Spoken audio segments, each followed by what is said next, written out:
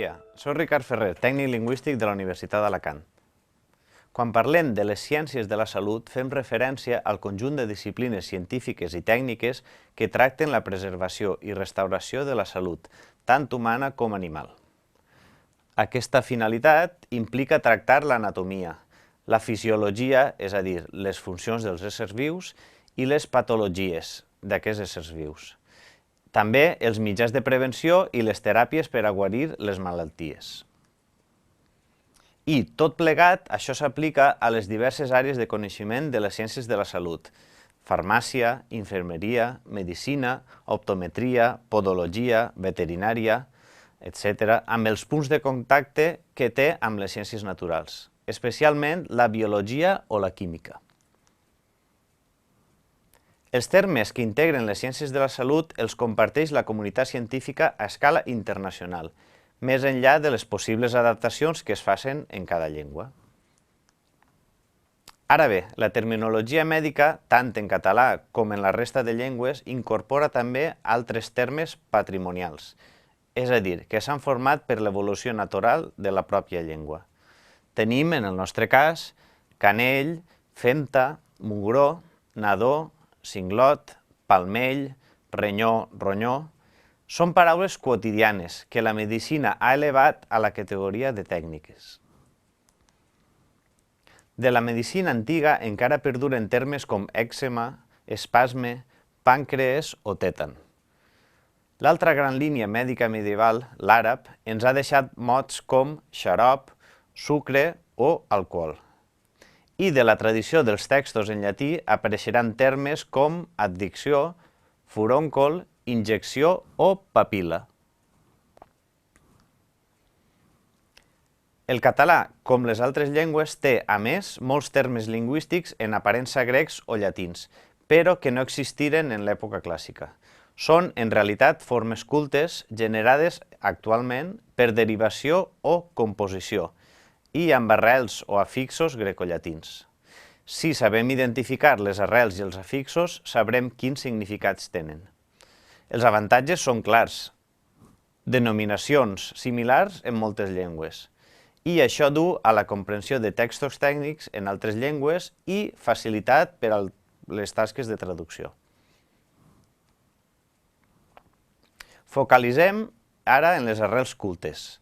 Podem formar nous mots per composició de dues o per derivació, amb prefixos i sufixos.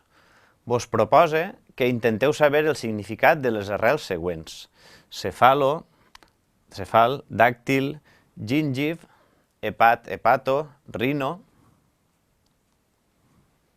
Mirem les solucions. Cefalo fa referència al cap, cefalàlgia és això, un mal de cap, dit així vulgarment. Dàctilo fa referència als dits, sindactília o dits units. Gingiv fa referència a les genives. Gingivitis vol dir inflamació de les genives. Hepat fa referència al fetge, hepatitis, ben conegut.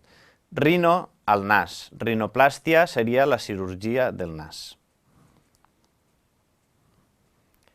La prefixació culta és molt utilitzada en la formació de mots i en la terminologia científica.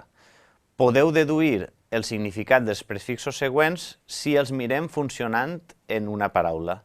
Primer els prefixos solts, que serien a, dextro, melan i ultra. A, negatiu, com anestèsia o pèrdua de sensibilitat. Dextro, a la dreta de, com en dextrocàrdia o posició del cor a la dreta. Melan vol dir negre, com en la melanina, que és el pigment de la pell, del pèl i de l'iris de l'ull. Ultra vol dir més que, ultrasò. Tot i ser una disciplina amb terminologia de nivell elevat, tothom coneixem sufixació com podòleg, pediatria o audiometria. Altres sufixos no són tan clars en el significat. Litiasi, condició o estat, en el cas d'asi, amigdalectomia, extirpació o escissió, ectomia, litotrípsia o l'acció de desfer els calcus per a facilitar-ne l'extracció. Abans d'analitzar tots els mecanismes de creació de termes en la medicina més presents en les ciències de la salut, fem un parèntesi de reflexió. Els registres en aquest camp són ben tangibles. Penseu en el llenguatge d'una recepta. Estaria en el terme intermedi, ja que és un text explicatiu, comprensible per al gran públic, amb alguns tecnicismes. Un metge que explica a un pacient com ha de seguir un tractament pot, o bé, adaptar-se al registre i canviar els tecnicismes per mots d'ús corrent, habituals, o bé, utilitzar la mateixa terminologia que faria servir amb altres metges o en articles científics. El resultat seria falta de comprensió. En un àmbit científic d'alta especialització, com és el cas de la medicina i les ciències de la salut, les sigles són molt útils. En podem trobar d'algunes que fan referència a institucions relacionades amb la salut, com l'Institut Català de la Salut, l'Organització Mundial de la Salut, fins a serveis d'assistència mèdica com el Centre d'Atenció Primària o malalties com les malalties de transmissió sexual, o dispositius i tecnologies com el dispositiu intrauterí. I, finalment, els acrònims. Es formen a partir de síl·labes de la denominació, i també d'altres lletres que no siguin la inicial. No són tan freqüents com les sigles, però cal conèixer-ne el significat. Sovint es fa servir per a donar nom a institucions com ara la Comissió de Normalització Lingüística en l'àmbit farmacèutic, l'Institut d'Estadística de Catalunya o el Servei Català de Salut. Parlem ara de recursos per a trobar lèxic de les ciències de la salut. Només cal que fem una ullada als diccionaris en línia del Termcat per a veure que aquest lèxic s'ha tractat extensament i en profunditat. Tenim treballs sobre la cronicitat, el lèxic de fàrmacs, homeopatia, infermeria, diccionari d'infermeria, diccionari de neurociència, diccionaris que tracten l'oftalmologia, l'otorrinolaringologia, la psiquiatria, els termes de recerca clínica, la terminologia de la sida, el diccionari de sinologia i el que és molt extens de veterinària i ramaderia. Per tant, és un terreny en què s'ha aprofundit molt i trobem diccionaris terminològics en els quals s'ha fet tota una tasca de coordinació terminòleg especialistes. Fem una ullada als especialistes que han participat en el Diccionari de Neurociència. Tenim neuròlegs, psiquiatres, especialistes en neurohistologia, neurobiologia, neurociència computacional, anatomia, etc.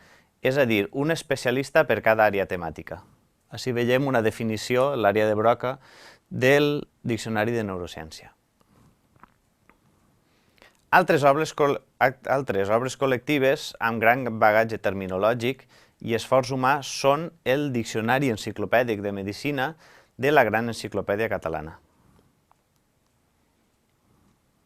i la Classificació Internacional de Malalties, CIM-9 i CIM-10, que serveix per a codificar sobretot malalties, procediments i altres coses.